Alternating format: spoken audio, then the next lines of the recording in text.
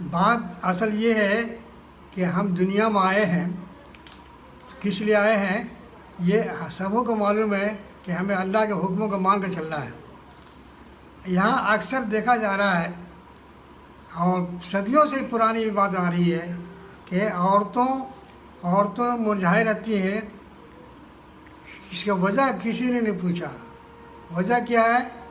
ہم اور بچی سے جانتے ہیں، ہر سماج والے جانتے ہیں کہ عورتیں مرجھائے رہتی ہیں اس وجہ کر کہ اس کے چاہے شوہر آنکھوں سے دور رہتے ہیں یا ان کے شوہر مر جاتے ہیں۔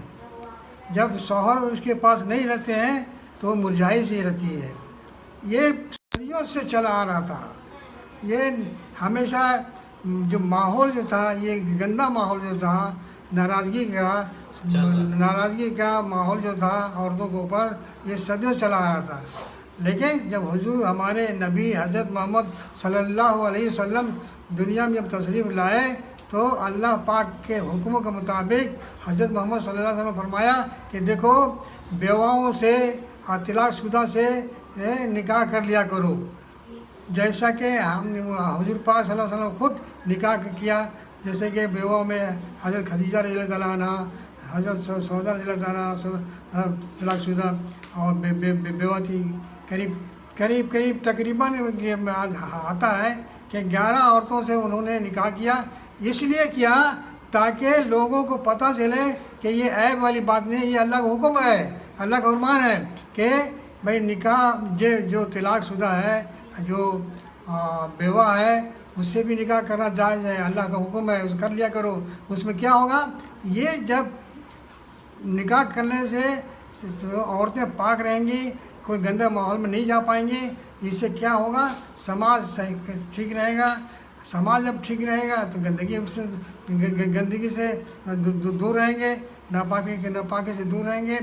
آپ اس کی فکر کیا ہے کہ ہم نکاح تو کر لیتے ہیں، تو نکاح کرنے کے بعد جو ہم تو رہیں گے نا دنیا میں، اس فانی دنیا میں تھوڑے دن کے لیے اللہ تعالیٰ بھیجا ہے، اس کے بعد پھر ہم کو چلا جانا ہے۔ لیکن یہ جو نکاح کر کے ہم چلے جائیں گے، جو اولاد ہوگا، جو نسل ہوگا، وہ پاک ہوگا، کیونکہ نکاح کے حلالی لڑکا ہوگا۔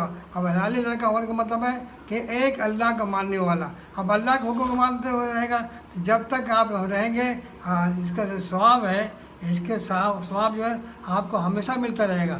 یہ نیک کام ہے، نیک سے افضل کام ہے یہ، سمجھے؟ یہ اس کو اللہ کا حکم ہے۔ یہ حضور پاک صلی اللہ علیہ وسلم کی جو بول ہے، ان کی بول جو اللہ کا بول ہے۔ اب یہ اللہ کے بول کو ہم مانیں گے تو ہماری بھلائی ہوگی، نجات ملے گی۔ نجات ملے گی کیا؟ یہ ہمیں ہمیشہ جہاں رہنا ہے، جنت میں ہمیشہ رہنے کی جگہ ہے، وہ کبھی ختم نہیں ہوگی۔ اب ہمیں اس کی فکر کرنی ہے، اس کام کو ہم کو اپنے پر ذمہ لینا ہے اور لوگوں کو بتانا ہے کہ بھائی یہ کوئی عیب والی بات نہیں ہے، یہ بہت اچھی بات ہے جو ہمارے آقا حضرت محمد صلی اللہ علیہ وسلم نے کر کے دکھایا، اور ہمیں بھی کرنا ہے۔ انشاءاللہ ہم سب اس پر بھی زور دیں گے اور خود بھی اور لوگوں کو دعوت دیں گے کہ بھائی اس رسم کو، اس عبادت کو قائم کرنا ہے۔